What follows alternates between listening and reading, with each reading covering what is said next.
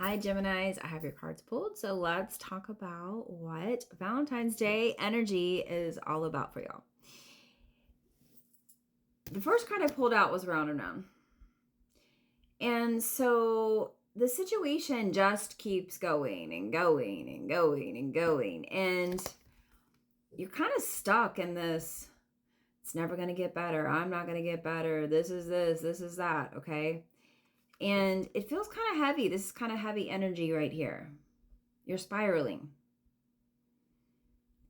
You have to get out of this because you have to change. And look how much you're fighting this change. It's like it's almost like you're being loud and boisterous about it, but there's no change. Does that make sense? And you want new beginnings. Maybe you need money for new beginnings.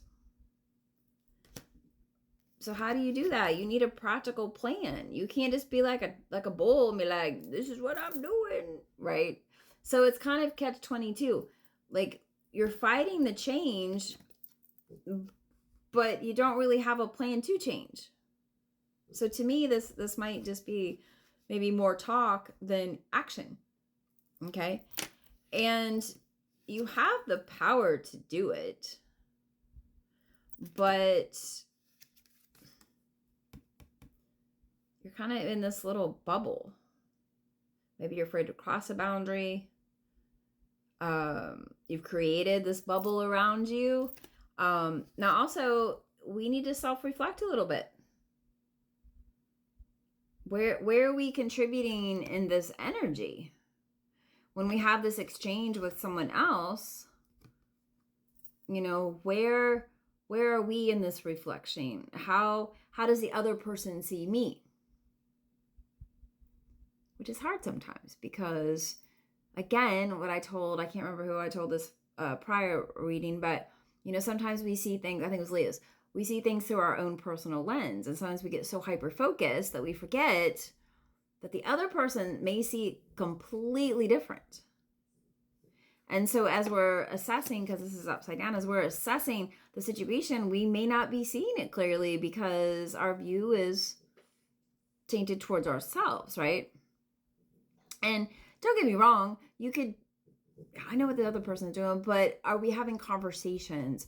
Because with this little bubble card, wherever this is, it almost feels like there's just not a lot of communication.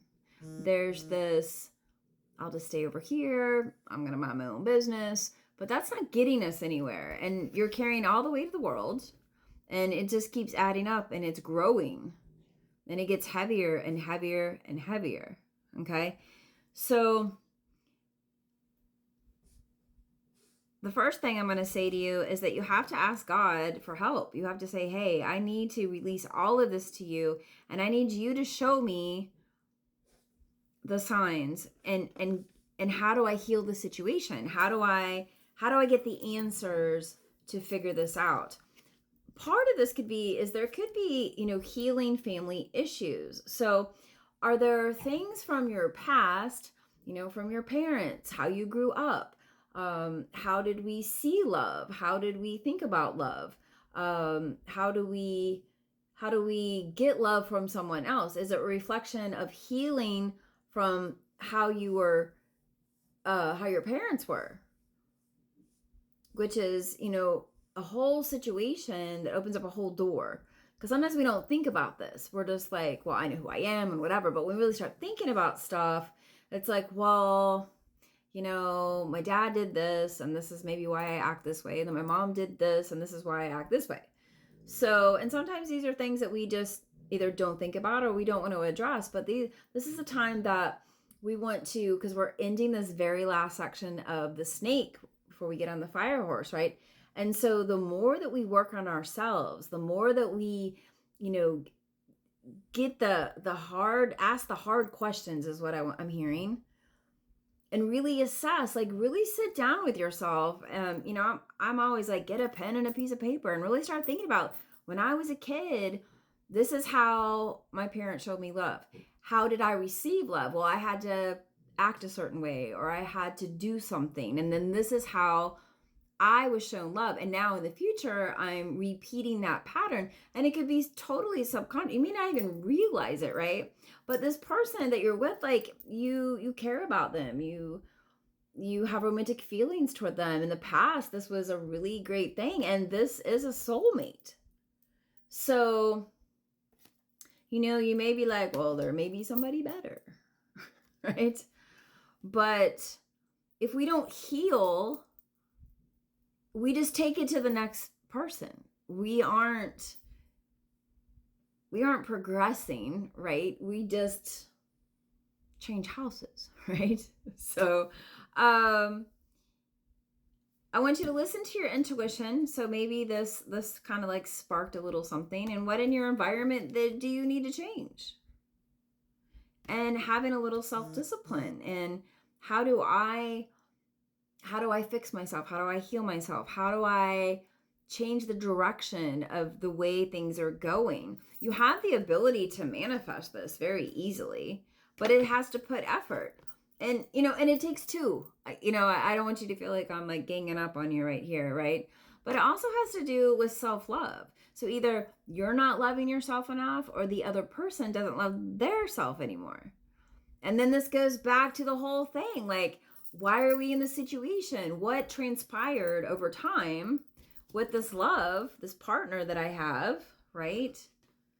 That we keep going round and round, and now it's just spiraling out of control.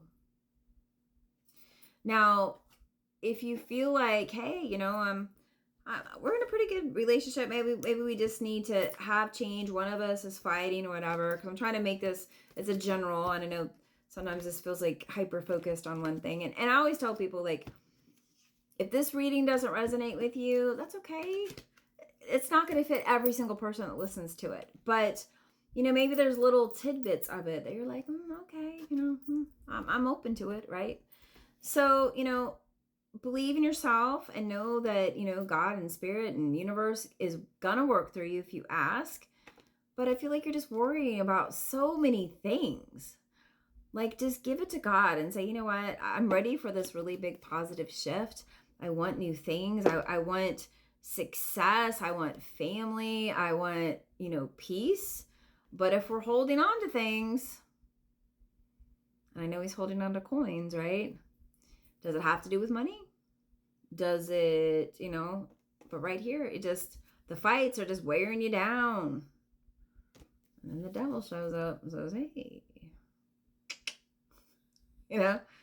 what other things are out there, right? But, Knight of Cups, get in your feelings. How do we, if you feel like it's done and over with, then I'd be like, okay, then maybe there is new love coming in. For others, can you get in this King of Cups? We have King of Cups and Knight of Cups. And so, can we get our emotions in balance? Can we be very rational about the situation? Can we be mature, friendly, caring? And how do we bring romance back? Or how do we flirt with the other person, or all of that? And, again, everybody's situation is going to be different. You may be listening to this, you're like, whatever, lady. But here's the thing. Healthy communication in relationships. Heart-to-heart discussions and clear, assertive communications help you understand and be understood.